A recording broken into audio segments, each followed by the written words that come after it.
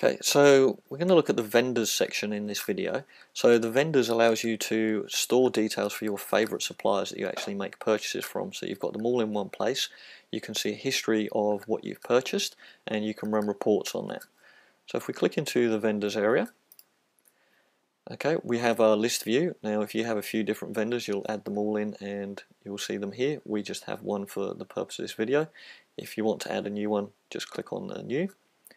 So if we go into the Beadman, then obviously you'll just enter in the details for them, their contact details and so forth, email and website. You can click on the email or website to launch straight away to that, and some comments on what they actually sell.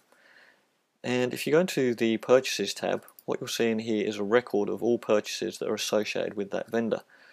So we can see here everything that we've bought from this person, and if you click on the details, so you can click on the part name and it will take you straight to the details of that part. Okay, so you'll see the part information here. Now if we go back, then you can make some basic changes in here. So if you do need to change the price or something, for example, you can actually do that in here and just make some simple updates in here. And you can also add new purchases. You can use the bead calculator. You can import mass purchases as well from a spreadsheet, which we'll provide for you. You can export your purchases to a CSV file, and you can also print the history.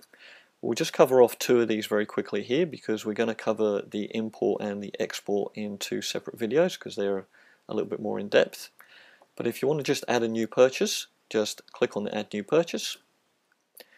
You'll see all the items that you've actually bought.